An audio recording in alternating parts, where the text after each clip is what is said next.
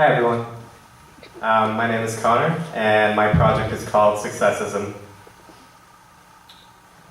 Around the time I was finishing high school, the economic collapse seemingly hit its peak. With no small degree of terror, I watched my older friends graduate from college into a job market that had no place for them. Many of them felt bitter and betrayed, and who can blame them? It's disheartening to study for 4 years under the assumption that your work will lead to a better future, only to end up using your hard-earned humanities degree to land a sweet gig as a mailroom sorter. My own parents lost their jobs and declared bankruptcy right before the end of my senior year of high school.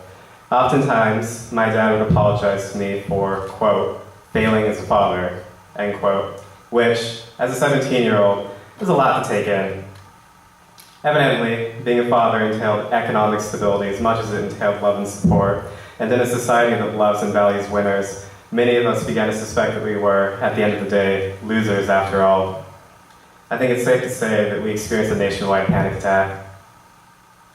Well, I certainly didn't want to be a loser, although my failure in finishing high school certainly didn't bode well. Nevertheless, I ended up being into NYU for reasons unknown to me, and I did everything I could to distance myself from the looming specter of failure that haunted my friends and family. Of course, my own ambition was limited to becoming a high school English teacher, since I really had no clue what else I could do with a BA in literature. And upon entering NYU, I quickly learned that this wasn't what I was supposed to do with my education. Future lawyers, entrepreneurs, doctors, managers, and academics each scoffed at my naive plan. Admittedly, I didn't think it through very well. I hated high school. But these reactions reveal something important about the ways in which we're conditioned to think about our achievements. In coming to an environment like NYU, I was expected to be a leader, whatever that means. And in fear of failing like my parents, my friends, and I myself had even done, I felt I had to succeed. Failure wasn't an option. Interestingly, and probably unsurprisingly, there's an entire series of popular literature around the idea of what constitutes success. They're the books that are usually prominently featured on that one table in the NYU bookstore. You know which one I'm talking about. Let's just take a quick look at these guys. So we have the success equation, which is literally giving us the equation for success. The real truth about success, what the top 1% do differently, why they won't tell you, and how you can do it anyway. It's covering a lot of ground. See, we have how children succeed, in case you want to feel worse about your own childhood. And let's see, we have my favorite, The Secret. Books like these are all obsessed with discovering the magic formula of innovators and entrepreneurs, of the rich and powerful, of the Ivy League graduates and CEOs.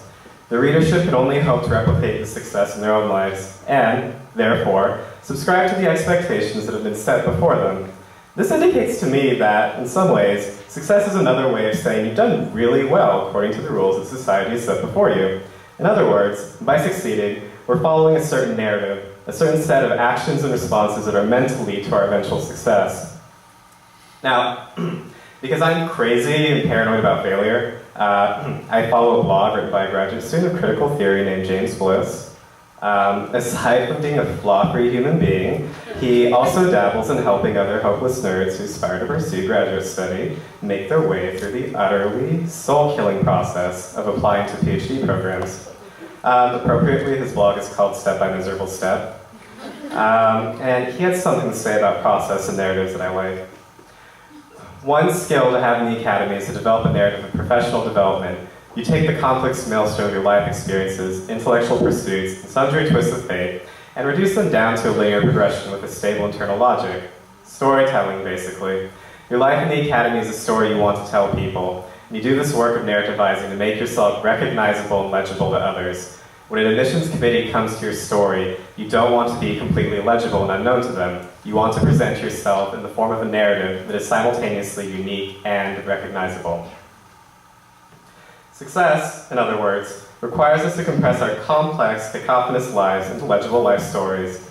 Furthermore, success actually expects us to believe that it can only be achieved in linearity. Stepping off the tracks is figured as failing in some way, and through our unspoken consent to these narratives, we stay within a circumscribed set of possible paths and narratives, as well as possible futures. Judith, or Jack Halberstam, in their book, The Queer Art of Failure, discusses the ways in which we can imagine failure as a productive, queer counterpractice to hegemonic capitalist logic. Those are their words, not mine. To put it simply, failure resists the dominant order and works as a queer critique against the cult of success that capitalist practices have established. Queerness, of course, doesn't only mean that one is lesbian, gay, bisexual, or transgender. Queerness is about positionality, about a mode of operating and thinking. Most of all, it's about being outside the dominant order and, to put it crudely, about feeling like an underdog. I believe that at one point in each of our lives, we can all admit to feeling left out and to perhaps embodying some degree of queerness. In other words, we've all been losers, and therefore, we've all been queer. According to Halberstam, success is precisely, queerness rather, is precisely what refuses to be legible, and what does not fit nicely in traditional narratives of progress. Rather than being about rationality, production, legibility, and success, queerness is nonsense, anti-production, unintelligibility, and failure. It is a failure that serves as a form of critique to the dominant capitalist order, and that stresses individual exceptionalism over our collective victories, over the marginal communities that aren't included in the success narratives that flood our culture. In Halberstam's words, let's leave success and its achievements to the Republicans, to the corporate managers of the world, to the winners of reality TV shows, to married couples, and to SUV drivers. So basically Utah, which is where I'm from, by the way. There are actually a lot of stars of reality TV shows in my town, weirdly, so this had a little bit of resonance for me. At least for myself, these are the very narratives that surrounded and often silenced me, and attempted to make me follow the dominant order of heterosexism. In other words, I couldn't imagine a future myself that didn't include any of these things. Maybe not the reality TV part. I happen to really like share needles, so maybe that's a form of success I feel comfortable aspiring to. But what are the alternatives to such models of success? In his book, Cruising Utopia, Jose Munoz argues that queerness is a horizon of possibilities that exist outside of what he calls straight time. Embodying the linearity that success narratives, that success narratives entail, the dominant temporal ordering of straight time purports one and only one future reproductive majoritarian heterosexuality, i.e., marriage. We might be able to think about this in terms of the usual phases into which we divide our lives, phases that explain what it's like in and what we should be doing with our 20s. From graduating high school to finishing college to finding an appropriate opposite-sex partner, to marrying said partner, to having proper heterosexual children, we're born into a narrative that demands a certain sequence of events. Those who cannot complete it are weird, deviant, or simply queer. I had my own struggles with subscribing to straight time. After all, I wasn't even able to finish high school. But most of all, when I was still grappling with my sexual identity, as if, of course, this is a process that never ends. I would get most anxious about never getting married, not being able to reside in normalcy, in reproduction, and residing in stability.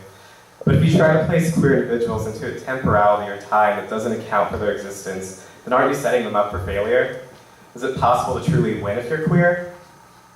This is largely Munoz's argument, explaining his discontent with heterosexist institutions like marriage that necessarily entail this straight time and demand a certain type of queer individual.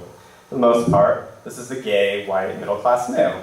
In other words, the Neil Patrick Harris model. And while Neil Patrick Harris and his husband are probably perfect human beings, I love them, we shouldn't necessarily expect everyone to model their own narratives after the experiences of these demigods. We're only mere queer mortals, destined to fail, but in Munoz's eyes, this failure only opens us up to new possibilities and new ways of imagining our place in the world. So, I wasn't actually on board with the idea of failure as productive the first time I read it. After all, failure is about loss, come on. Its very meaning seems to entail badness, but perhaps tellingly, it's difficult to actually define the word failure without using the word itself. A quick glance at the Oxford English Dictionary entry for the word yielded no definitions without the word failure itself in their description. Okay, so it's pretty fixed. This is a sign that has developed deep-rooted meaning, that the very toxicity of its rigid definition serves as a stumbling block to imagining it as something good. I think that this is a sign that we need to reclaim the word failure. And I'm thinking of the history of the word queer here, how what was once an ultimate marker of deviance, perversion, and otherness has now become fluid, unfixed, dynamic, productive, liberating, and, most importantly, empowering.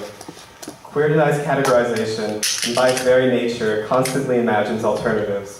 Maybe it's time to think about failure in the same way, as something against the dominant grain, and as something that we can use to reimagine space, time, identity, and most importantly, our relationships to other people. I began this project because I was, and continue to be, scared of failure. Interestingly, in the very days leading up to this presentation, I've been hit with a number of failures related to school, work, scholarships, and even interpersonal relationships. Ironically, this project was also a failure in many ways. I had grand plans for it that ultimately fell through. No matter what, I seemed to hit dead ends with each of my ideas.